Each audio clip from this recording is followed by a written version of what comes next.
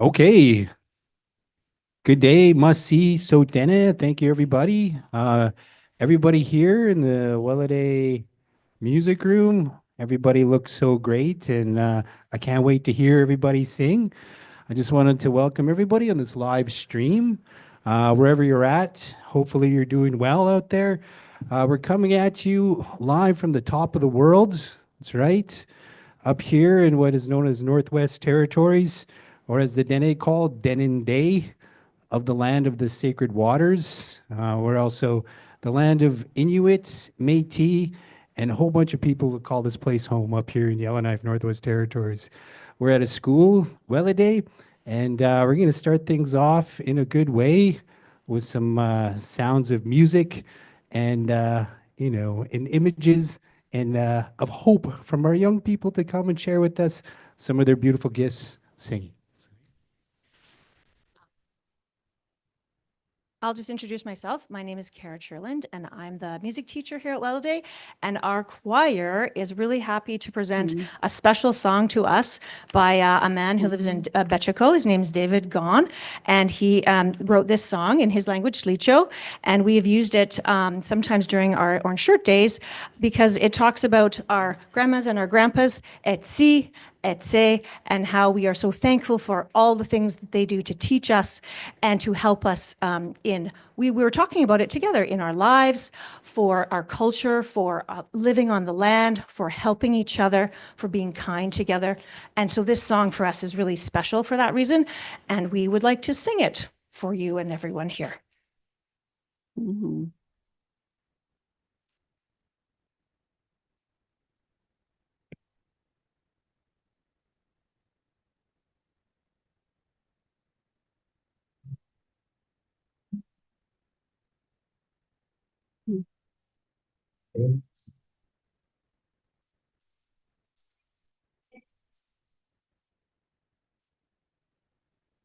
Say and see upset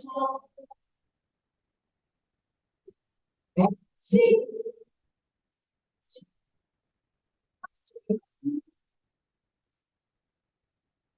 and see upset and see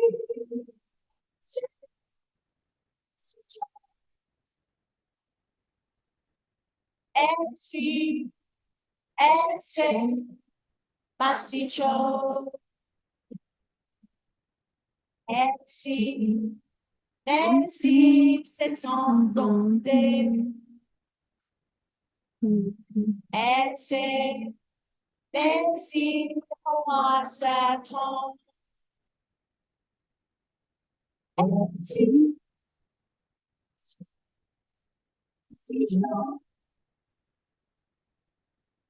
and see Nancy Satan and see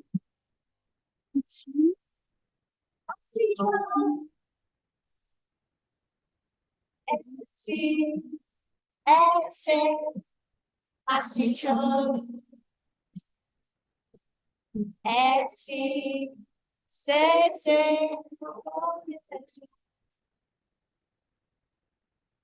and say Negoti Segahanesi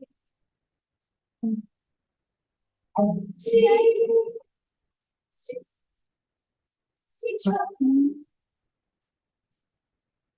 and see for us and see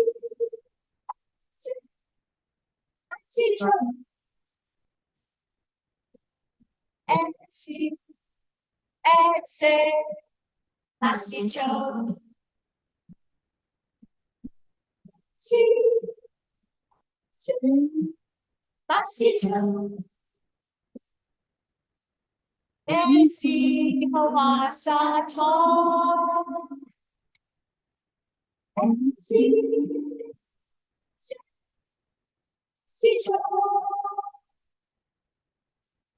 and see and say Masicho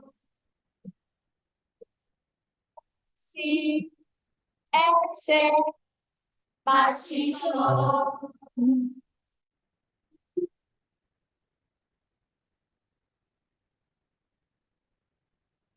Yay! Thank you. All right. Thank you very much. The beautiful singers here from Williday at the Yellowknife Catholic Schools here in Yellowknife.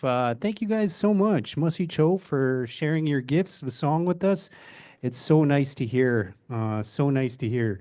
My name is Denize Nake Ko, and I'm here hanging out with everybody here on Orange Shirt Day. And I'm so happy to be here at the school. We have a special guest with us. Phyllis is here, and Phyllis is one of the people that came up with the idea of Orange Shirt Day. Orange Shirt Day. And then, but Phyllis, I was wondering if I can just ask you to just do a little bit of an introduction. And I guess, I'm sure you speak to a whole bunch of people that know about residential schools in their family, to people in our country that have no idea about residential schools in our family. But a little introduction, and I guess why this day is important. So wait up, Phyllis Webstad Rensquest, Strachem Chatstum Stakman. What I said was, hello to everybody. I'm Phyllis Webstad. I'm from the Canoe Creek, Dog Creek First Nation. I am Shawepmch or Shuswap. My mother is.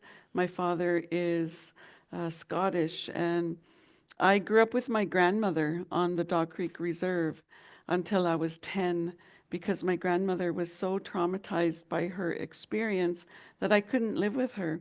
And I didn't know who my father was. I met him in 2018. And so my grandmother did what any caregiver does. She brought me to town to buy something new to wear because I just turned 6 and it was time to go to school. So Granny brought me and my cousin to town, and you know how exciting it is to shop for your shoes, and you need shoes for outside and inside, and your clothes and your backpack. So Granny was no different. She brought us to town, and I chose a bright orange shirt. It had a collar and 3 little buttonholes and a string. And when I got to the mission, the school, they took my shirt away. And no matter what I did, I couldn't get it back. And I never did wear my shirt again. But I'm happy to say now I have 2 closetfuls of orange shirts. So very quickly, that's my orange shirt story. And that's the story I told in 2013. And it's become in 2021, the National Day for Truth and Reconciliation. And it's both. It didn't replace Orange Shirt Day. So when referencing one, I asked that the other be referenced as well. I think that's really important. In this country of Canada, there's histories of certain observances, days that people remember, holidays, and one of them is Remembrance Day. And Remembrance Day on November 11th is to remember all the soldiers that went and fought so we have freedoms in this country. It's a somber day, it's a sad day, it's a day for all of us to pay our respects and to honor those things. And I feel the same certain way about Orange Shirt Day Yeah. and about truth and reconciliation. I think it's important for us. It's okay to have feelings about sadness and being in somber, but it's also to honor those people and those young ones that have gone through the schools. Mhm. How do you feel about that? And I guess in those type of terms. Yeah, that's what the difference when the federal government was making the day in the House of Commons, they did suggest, originally it was June 21st for the stat holiday or for the day.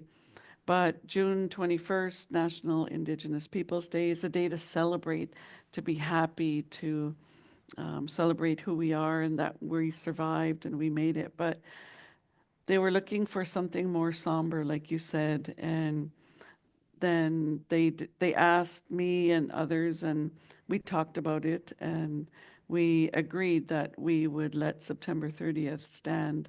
So they changed it in government, and I advocated for the day, and I credit to Kamloops 215 for the National Day. There's a bit of a story behind that. But it's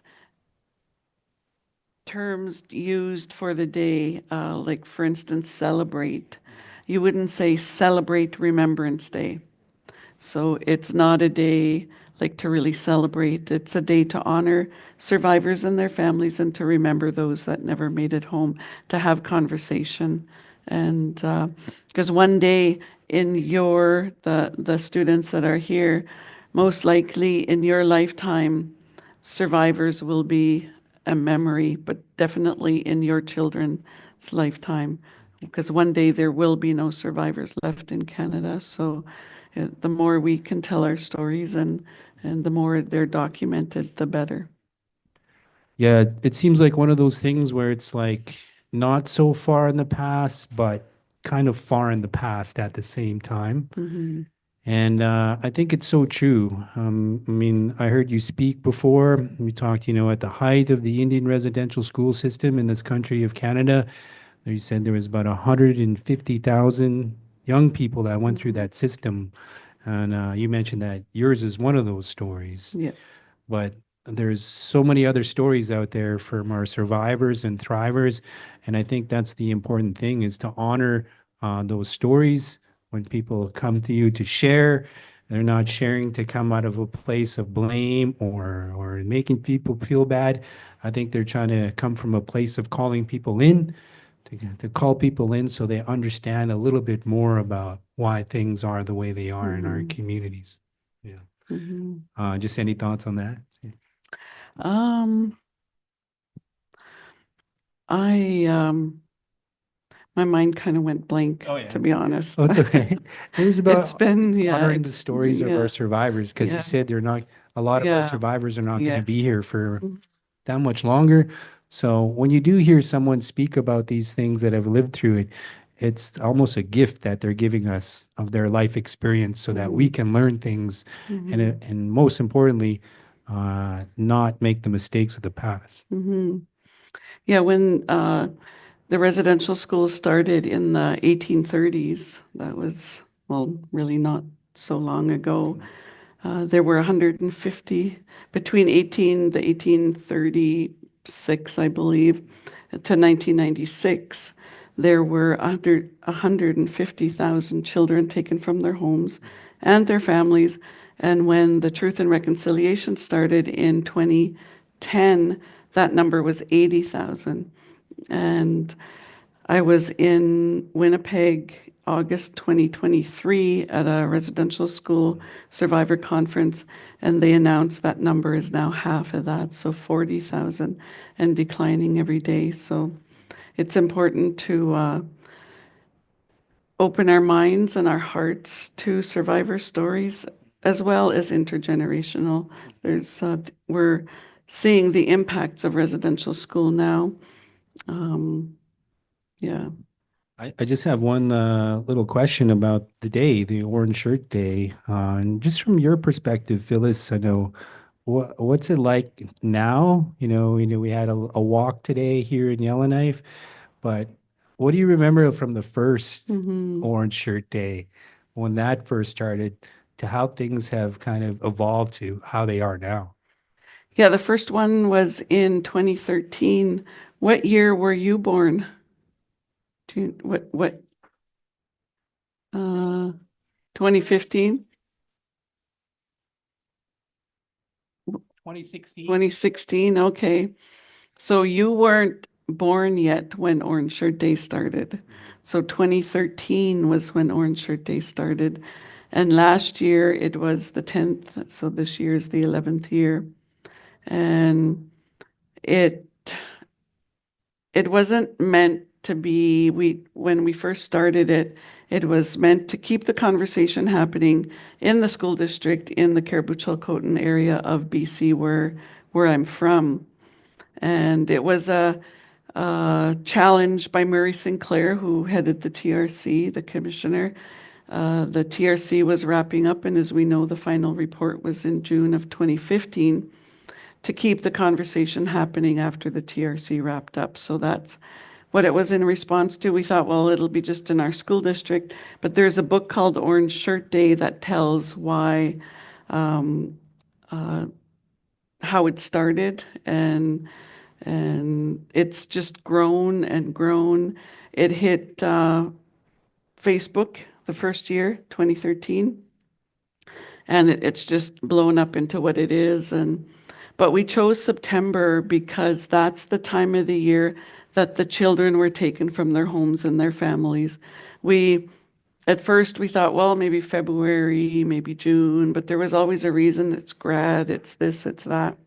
So we chose September because of that. And we chose the 30th because we wanted teachers and students time to settle in and to teach the students the history. And we also wanted time for us to plan an event of some sort. And we thought, well, we need a slogan, a saying, like something to go with the day.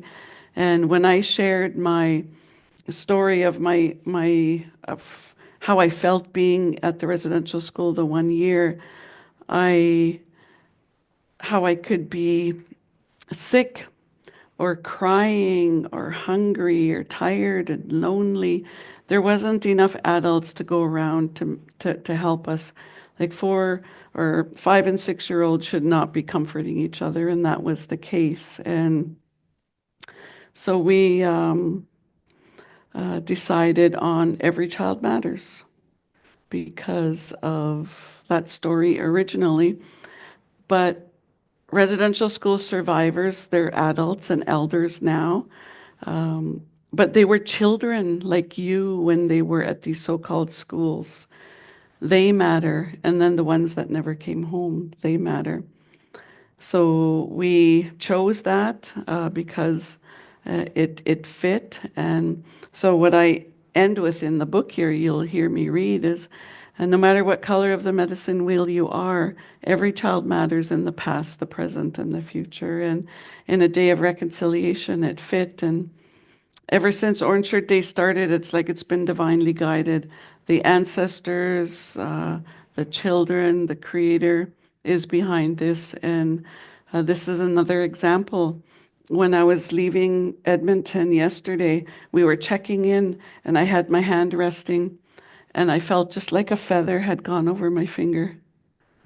And so to me, the ancestors were there and they're like, probably saying, things aren't going to happen like you thought. They're supposed to be in Kugluktuk today. Couldn't land, so here we are, and we've made it work. And thanks to everybody that we're making it work. Yeah, I guess for the live stream, we have some behind the scenes action. It's been action packed. I think this plan was originally to be a little further north in Kugluktuk. So if there's people in Kugluktuk on the live stream, we just want to say hello. We're thinking about you. And I think the whole team, everybody behind the scenes tried really hard to get up there. But as it is with here in the north, this is the transition of seasons. So sometimes the land is the boss when it comes to our agendas and our travel plans, when it comes to some of the things that we do in our communities. So shout out to Kugluktuk, but we're here at Weladay making things work. And I think this is a really important conversations to have. And I think it's a great foresight by yourself and the people behind this to come to think about not only about Orange Shirt Day, but trying to think of an effective day so that not only is it something that we can honor the people that went through it, some of the young people that didn't make it home, but also it's an opportunity for our teachers and our students and our school systems to be able to have that type of conversation. I know you just mentioned you're supposed to be up in Kugluktuk or here in Yellowknife. So this initiative must have been taking you all over the place. Yes. And how has that been for you to be able to not only share this message, but to see and experience and have your feet on different parts of the country as well, too? Yes, my cousin Sarah is here with me. Her mom and my mom are sisters. She travels with me. We've been traveling for a number of years. I just started doing this paid full time in April of 2019, so just a little over 5 years. But it's everywhere we go, the people are amazing. Like everybody here has been amazing to us. The hotels were filled last night, but we still found somewhere to sleep late at night. So yeah, it's I like traveling and meeting people and sharing food and sharing meals and sharing stories. And before I read the book in a bit, I just wanted to share the story of this rattle.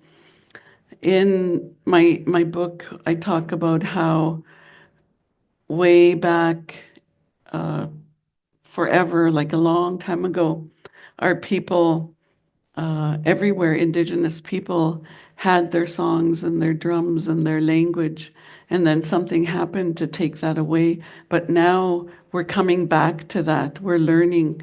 And this is an example of that. My mother, who is, she's 20 years older than me, so I'm 57. She'll be 77 in November. She goes to the Friendship Center in Kamloops, and she made this. So she's learning how to sew and how to make different things. She's made some really neat things for me, but this here she made because she didn't learn how to do those things. They weren't taught.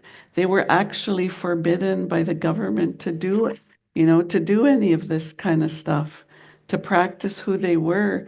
So when she gave this to me, I just cried because my mother, who I never lived with, made me this rattle. So and some people say, well, it's not, it's not our Shawapmach or our Shuswap way, but that way is not really remembered by anybody anymore. Maybe in the books by the um, uh, James Tate, I think is his name. He wrote down a lot of stuff, but we just need to pick up where we can and to do like the powwow, for instance. People are saying the powwow isn't our way.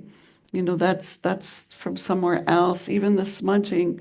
But our ways were almost lost, so we have to start somewhere and start doing these things, and that's what the story that the book tells, and just start somewhere. And this is my mother's creation that I'll pass down for the generations to tell the story of, Mom was forbidden to do any of this. She didn't make this until probably she was 75 years old. And so that's how long it was lost for her to never make a rattle in her life till she was 75 years old. So this is really important history in our family. Uh, thank you for that. What an amazing story. I'm not 75. I'm, a couple more years, hopefully a few more years than that. But uh, there's at my age, sometimes I think that I can't learn or I can't go back and relearn some of these things that we should already know. So for me, when I hear stories of people when they're like 75 years old, going back and taking the time to learn these things, it's extra special for me. So it must be really nice that your mom gifted you with such a special gift. Yeah. Yes. And I think it's about almost 2 o'clock. And Yes. at Yeah. that time, we wanted to do a reading. But right now, I just wanted to just reflect a few words back. Phyllis, I'm so happy that you're here. You're taking time to share your story and your work with us. I think one of the things that I really notice a lot in working with a lot of survivors and residential school thrivers, I'm always amazed at how much love and how much care that they have for other people. A lot of these people have went through a lot of hard times and hard challenges. So it seems like they don't have to be so kind or so nice or share so much love. But I'm always astounded and I'm honored to be in the presence of people that have gone through these things, but have turned it around in a way where they have so much love and care for people that they want to do things like share their story in a book like this. So, can you tell us a little bit about your book you're about to share with us? Yeah.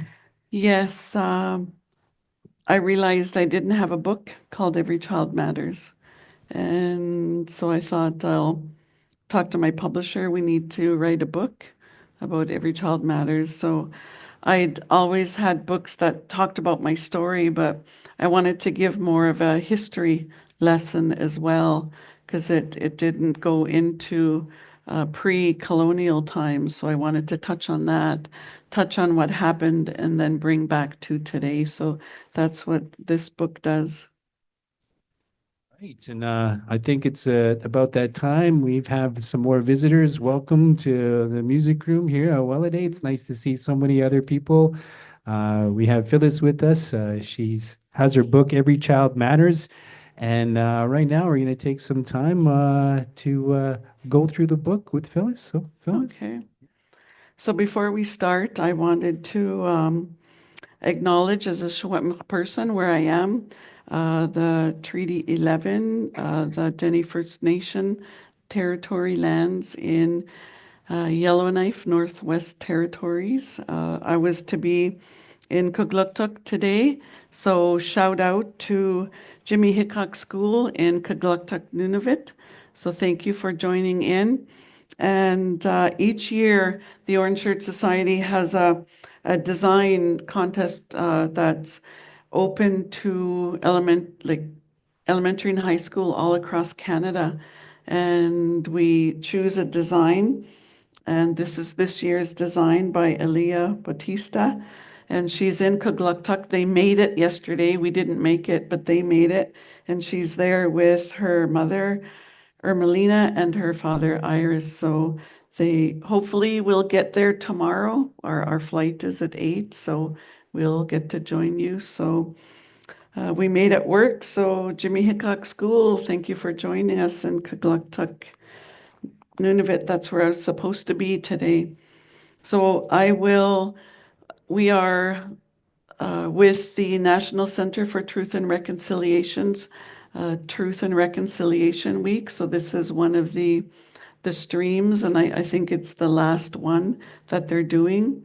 It's being recorded. So a shout out, hello to everybody that's watching across Canada. I know millions will be watching this across Canada. So Cooksjam, thank you for joining in. I'm Phyllis Webstad. I'm the founder of Orange Shirt Day, and Orange Shirt Day started in 2013. All of my books have been motivated by the youth, the children and the youth in school. Orange Shirt Day was created for elementary and high school students, but has lately I've been doing a lot of adult companies, government presentations. But in the early days, I was in elementary and high schools telling my story. So that's where my heart is. And so I'm so glad to be here. So the book I'm reading today is called Every Child Matters. And I've asked for help with the pages because I'm not very good at doing that. All right. So I'll get my visuals here. Okay, since time immemorial, Indigenous people have lived on Turtle Island, celebrating, practicing, and honoring our own Indigenous culture. So there you have a picture of somebody picking berries. I know you pick berries in this area, fishing. We use a dip net, but I'm sure it's you fish in this area and maybe use a different method. Since time immemorial. And I want to explain what immemorial is. It just means forever, since forever. Our dances have been danced with our moccasins, our songs. I didn't bring a drum, but I got mom's rattle. Our songs have been sung Our languages have been spoken. Kia a elbak ba'a tagal kukbi kukstakuch. Hey, yes. Hey, must see so tenant. Oh, Must see so tenant. yes, our languages were spoken. There's many languages right across Canada. Since time immemorial, our teachings have been honored. Our ceremonies have been loved. I brought a little little smudge bowl. Little smudge, big prayers. Yeah. Our ceremonies have been loved. Our cultures have been practiced. Our families have been together. For many years, Indigenous peoples have been told that our way of life is wrong and that we should change who we are. A system was created to stop us from being who we were meant to be, Indigenous peoples. It was called the residential school system. Because of residential schools, thousands of Indigenous children were made to leave their homes and their families, usually in September. And they were forced to stop speaking their language. We weren't allowed to talk our language. At residential school, thousands of Indigenous children were stripped of their identity. You can see there the hair was cut. We felt afraid and alone, like they did not matter.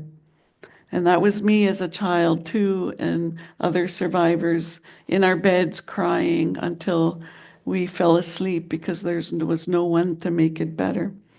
So at residential schools, our dances were banned, our songs were silenced, our language was quieted, our teachings were stripped, our ceremonies, we couldn't have ceremonies, they were attacked, our culture was shamed. I was ashamed of who I was for a long, long time, and our children were taken. There's somebody there at the door looking out because the kids are gone, so they were taken. So that's all they could do is look out the door. My name is Phyllis, and I am one of these children. When I was 6 years old, my granny bought me a brand new orange shirt for my first day of school. I wore my orange shirt with excitement. I got on the bus and I was taken to residential school, 2 hours away from my home and family. When I arrived, my special orange shirt was taken and never returned to me. My hair was cut. I could not live with my family. I felt alone and confused. I felt unloved and uncared for. No one explained why I could not go home. It was a very difficult time. I felt like I did not matter. After 300 sleeps, I finally went home.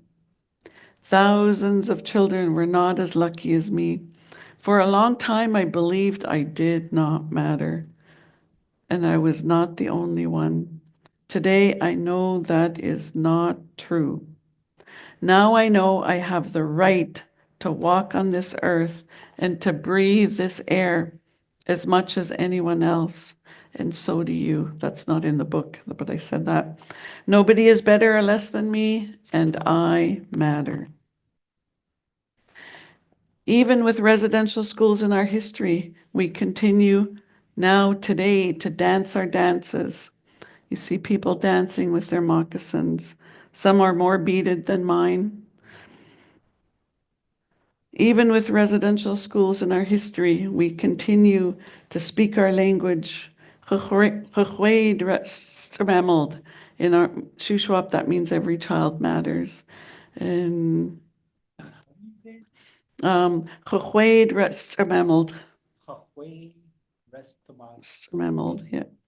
Yeah.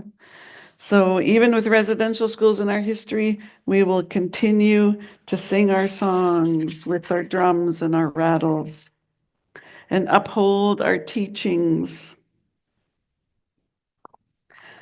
Even with residential schools in our history, we will continue to love our ceremonies, practice our cultures, and keep our families united. We remain strong. We remain resilient. We survived. We matter. Every child matters. If you're a survivor of residential school, you matter. So here is me. Does that look familiar? Beside me is my son. I have one child, one son. He's 43 years old. He has 5 children, so I have 5 grandchildren. Beside him is my mother with the scarf on, and beside her is my mother's sister, the one that raised me and my son, because I was very young when I had my son, and my aunt took him in as well and raised him so that he didn't have to be given away to anybody. If you're a family member of a residential school survivor, you matter. So who all in here are family members? And even those online, put your hand up if you're a resident family member of a residential school survivor. Yeah, there's a lot. You matter. For the children who didn't come home, you matter. The child inside each and every one of us matters. So again, this is picture of my family, my grandchildren. There's my oldest grandson there. He's 20 now. And so there's the 5 of them there. So the child inside each of every one of us matters. You matter. And there's a picture. I don't recognize anybody in there, so it's just a family. So we've come to the end of the book. No matter what color of the medicine wheel you are, you matter. Every child matters in the past, the present, and the future. Every child matters. So on the count of 3, what I want you to do is to say every child matters, then go like this and point to yourself and say, including me. So at the count of 3, 1, 2, 3, every child matters, including me. Okay, once more. And everybody online, 1, 2, 3, every child matters, including me. Awesome. Thank you. You're such a great audience. And I have a book for your school to leave here that I've written in. Is it this one? Yes, I signed it and I wrote in it. I think that's one. Oh, yeah, I signed that one. So thank you. And yeah, so that was only 10 minutes, 12 minutes. Okay. All Could right. have taken a little bit longer. Oh, yeah. Mhm. All right. I just, can everybody give some love and appreciation? Let's clap our hands and say Masi Cho to Phyllis. Yeah. Yeah. Yeah. There's one thing that we can do to help make things better, and then let's show a lot of love. All right. During this time when this happened, a lot of the young people were not showing a lot of love. So the one thing we can do to change that is to show people lots of love. So by clapping our hands and making lots of noise, let's show much love we have for Phyllis and all the residential school survivors. Let's show them lots of love. Say, yeah.